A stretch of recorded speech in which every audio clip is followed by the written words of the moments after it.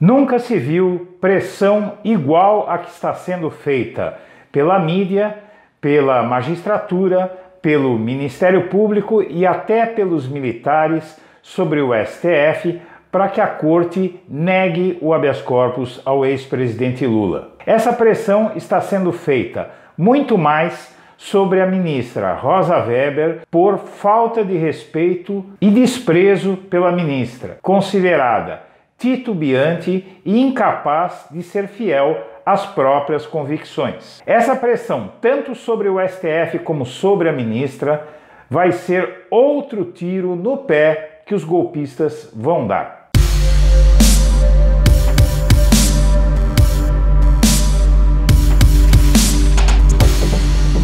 Antes de começar o vídeo, eu quero pedir a você que acompanha o blog da Cidadania e ainda não está inscrito no nosso canal, que se inscreva, curta e compartilhe os nossos vídeos, que assim você nos ajuda a fazer o nosso trabalho. E vamos ao vídeo.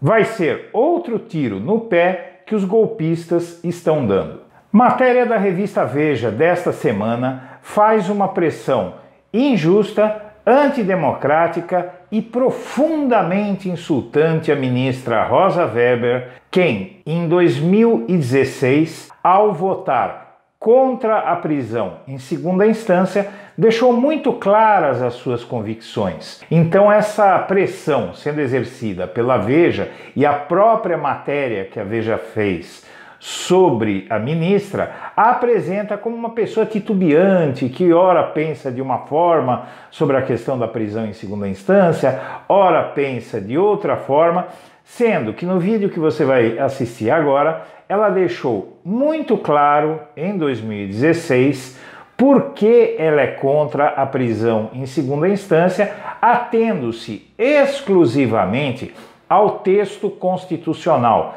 Começo fazendo a leitura, mais uma vez, do artigo 283 do Código de Processo Penal. Isso porque nós temos em mesa duas ações declaratórias de constitucionalidade deste preceito. Uma ajuizada pelo PEN, pelo Partido Ecológico Nacional, e a outra proposta pelo Conselho Federal da OAB, 43 e 44. Reza o artigo 283 do Código de Processo Penal. Ninguém poderá ser preso senão em flagrante delito ou por ordem escrita e fundamentada da autoridade judiciária competente em decorrência de sentença condenatória transitada em julgado ou, no curso da investigação ou do processo, em virtude de prisão temporária ou prisão preventiva. Na minha visão, senhora presidente, este artigo 283 espelha o artigo 5º da nossa Constituição Federal nos seus incisos 57 e 61. Relembro a dicção constitucional. Artigo 5º, e veja bem, senhora presidente, o artigo 5º da Constituição contempla os direitos e garantias fundamentais, especificamente os direitos e deveres individuais e coletivos. Artigo 5º, 57 da Constituição Federal. Ninguém será considerado culpado até o trânsito em julgado de sentença penal condenatória. Inciso 61, ninguém será preso senão em flagrante delito ou por ordem escrita e fundamentada de autoridade judiciária competente, salvo nos casos de transgressão militar ou crime propriamente militar definidos em lei.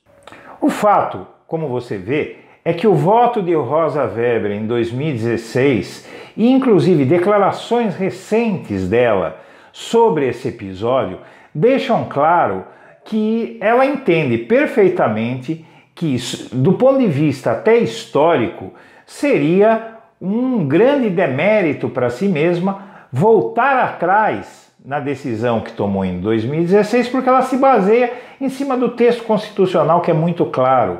O texto constitucional proíbe taxativamente, como você acaba de ouvir, que alguém seja preso enquanto restar algum recurso a ser pedido à justiça. Enquanto isso, uma romaria de magistrados e membros do Ministério Público, além de grupos políticos contra e a favor Lula, estão fazendo uma pressão imensa sobre o STF e sobre a própria ministra. Nesta semana, no dia do julgamento, milhares estarão diante do tribunal pressionando contra e a favor. E, ao mesmo tempo, haverá centenas, talvez até mais, de magistrados e membros do Ministério Público pressionando. O que é que acontece com a Corte, com a imagem da Corte, que é uma coisa muito importante numa democracia, a imagem de independência e de impermeabilidade às pressões é importante para as Cortes Supremas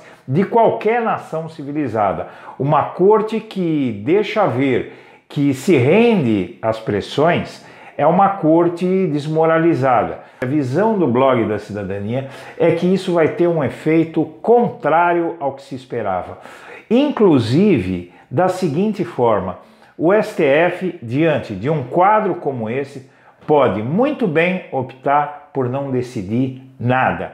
Então, a opinião do Blog da Cidadania é a de que ou o STF concede o habeas corpus a Lula e já encaminha uma mudança que deve acontecer logo depois pela mudança da jurisprudência da segunda instância, da prisão em segunda instância, ou o STF de alguma maneira vai postergar essa decisão vai ser paralisada por conta de falta de condições que o tribunal vai ver em tomar essa decisão no olho do furacão, debaixo dessa pancadaria, dessa pressão.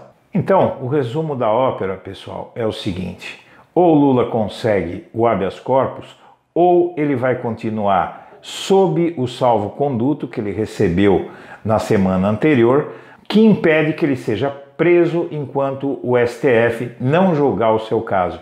Eu agradeço a atenção de todos e desejo uma grande Páscoa para todo mundo.